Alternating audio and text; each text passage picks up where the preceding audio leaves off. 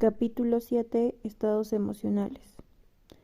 Estados emocionales como motivadores.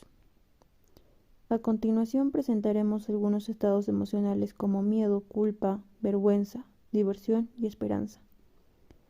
Un candidato a la presidencia del Perú dijo lo siguiente antes de las elecciones: "No den un paso al vacío", refiriéndose a las consecuencias de votar por su opositor.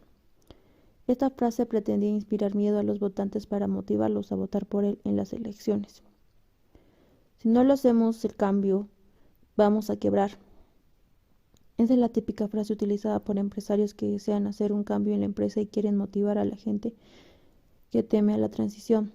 Este tipo de comunicaciones que inspiran un sentido de crisis son sugeridas por el autor John Gottard, quien propone que para que la gente cambie necesita experimentar un sentido de urgencia, en muchos casos generado por el miedo.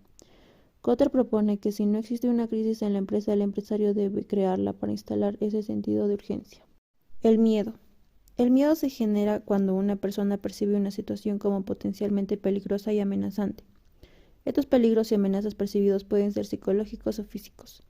El denominador común en todas las situaciones desencadenantes del miedo es su capacidad para poner en funcionamiento el sistema de conducta de emergencia en el individuo que siente miedo, que proporciona la activación necesaria para evitar o huir la situación. El miedo es la estrategia más común usada en las empresas. Para generar cambios, el miedo funciona para motivar, pero si las personas no ven estrategias para minimizar la amenaza, puede tener el efecto negativo de paralizarlos.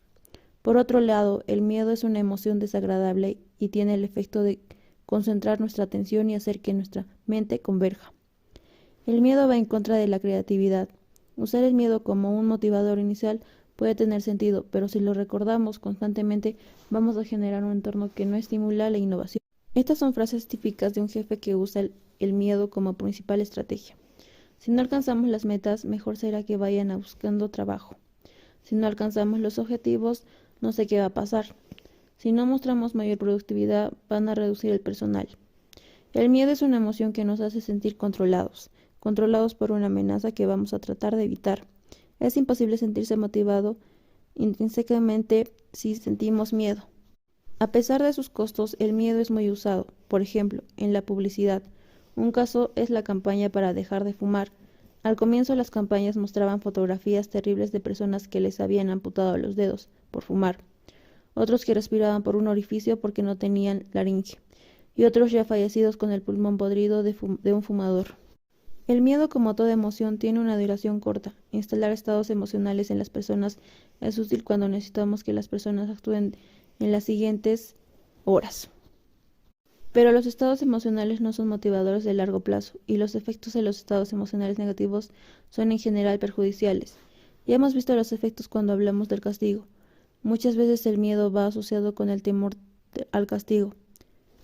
Las organizaciones han encontrado que el temor impide al tomar riesgos y estará más bien preocupado por no cometer errores, por lo que le dirán las demás por el miedo la incertidumbre, o por el miedo a fallar, y no estará preocupado por plantear acciones novedosas o por ser proactivo. Cuando las campañas utilizan el miedo para motivar a sus empleados, que usualmente se lleva a cabo a través de generadores o supervisores, estos podrían presentar disminución a la productividad o el ánimo, al tiempo que aumente la rotación y la falta de satisfacción en el trabajo. También podrían esforzarse solo lo suficiente para evitar el castigo. El águila y la gallina. Cuentan que una águila le decía a una gallina: "Qué malagradecida que eres tú. Tu dueño te mantiene durante toda la vida y te alimenta, te cuida de las bestias, ¿y qué haces tú? Comienzas a correr por todo el tejado, saltas de un lado a otro, te escapas y no dejas atrapar. En cambio, yo estoy poco tiempo acá, pero soy más agradecido que tú. Yo sé cómo debo portarme, mostrar mi gratitud a mi amo. Cuando me llama, voy inmediatamente y me poso en su brazo". A lo que la gallina respondió: "Quizá tengas razón, pero dime, ¿alguna vez has visto a una águila asada?". Como comenta la historia, el miedo hace correr a la gallina. Personalmente, salvo que no tenga otra opción, trato de evitar instalar estados emocionales de miedo. Existen otras formas más positivas de motivar a las personas a cambiar, así especialmente en el contexto laboral. Los castigos pueden ser vistos con mayor claridad como estrategias de control. La culpa. Mira todo lo que he hecho por ustedes y ustedes no pueden hacer este pequeño que les pido. Esta es la típica afirmación de un padre, jefe o profesor para tratar de instalar el estado emocional de culpa para motivar a una conducta determinada.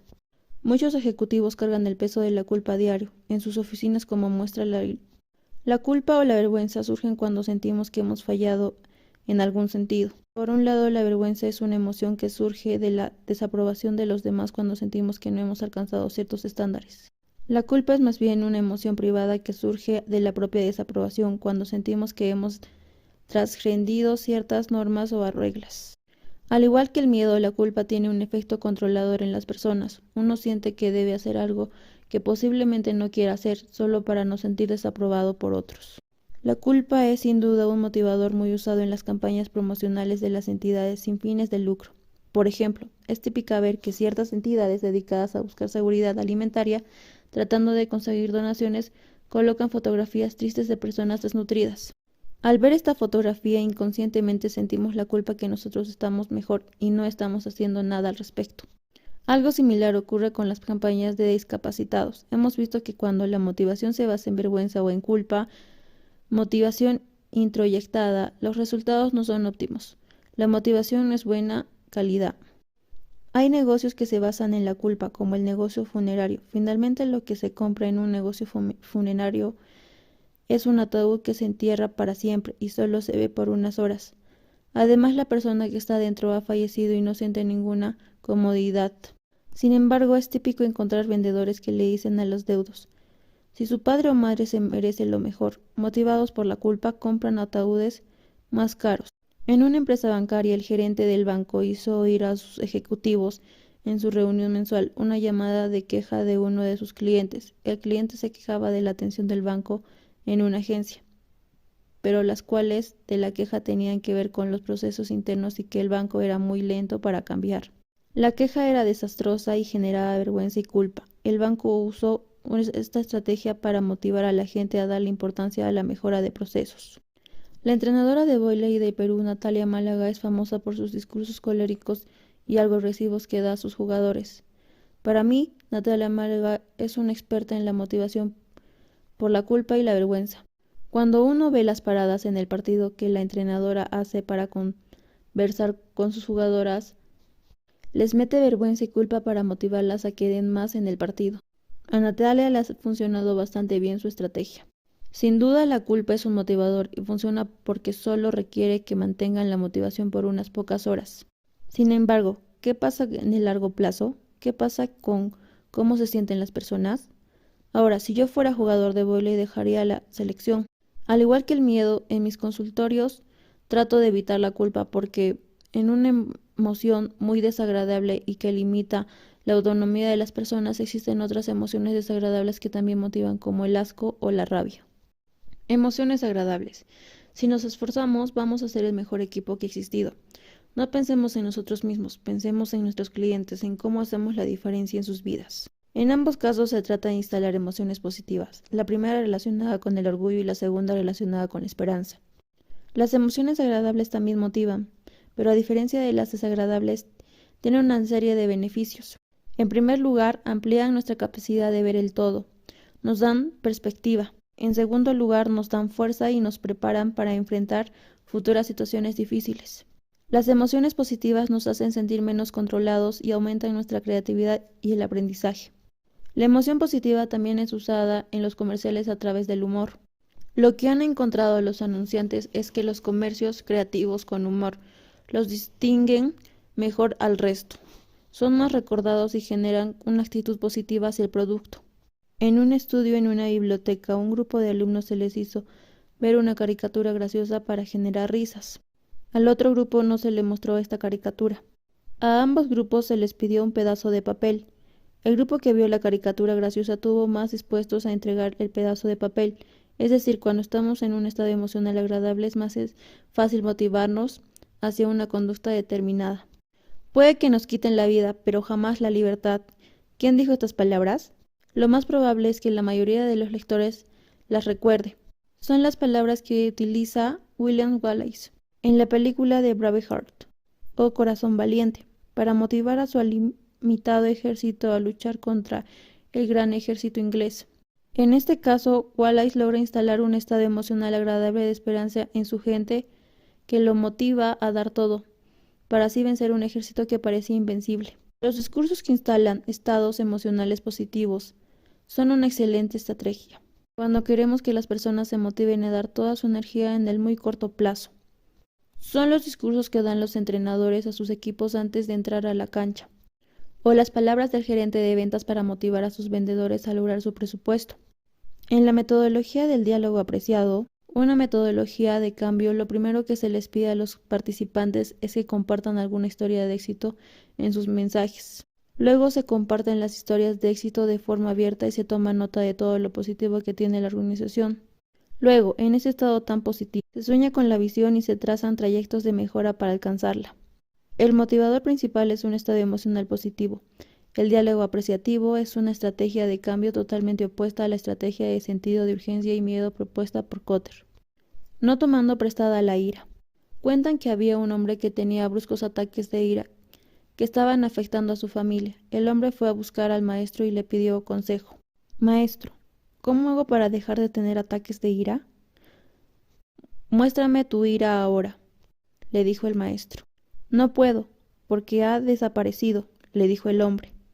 Lo que pasa es que no has venido lo suficientemente rápido a buscarme. Más bien, estate alerta y la próxima vez que te pase, vienes corriendo, le indicó el maestro. La próxima vez que el hombre tuvo un ataque de ira, salió corriendo a buscar al maestro. Pero en la puerta de la casa ya no sentía nada y regresó. Así lo hizo varias veces, pero nunca conseguía quedarse en su estado de ira. Así que fue a buscar al maestro y le dijo: Maestro, he tenido varias veces, pero el camino se va a la ira. No se la puedo mostrar. Es exactamente lo que quería que aprendas.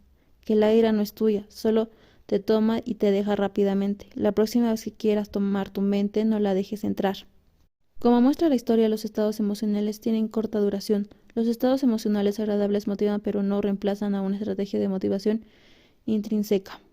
Diversión, generando estados emocionales que hagan que el tiempo pase volando. La niñita que le enseñó a la profesora. Una niñita le estaba platicando de las ballenas a su maestra. La profesora dijo que era físicamente imposible que una ballena se tragara a un ser humano, porque aunque era un mamífero muy grande, su garganta era muy pequeña. La niña afirmó que Jonás había sido tragado por una ballena. Irritada, la profesora le repitió que una ballena no podría tragarse a ningún humano. Físicamente era imposible. La niñita dijo: Cuando llegue al cielo, le voy a preguntar a Jonás. La maestra le preguntó: ¿Y qué pasa si Jonás se fue al infierno? La niña le contestó: En ese caso entonces le preguntará usted.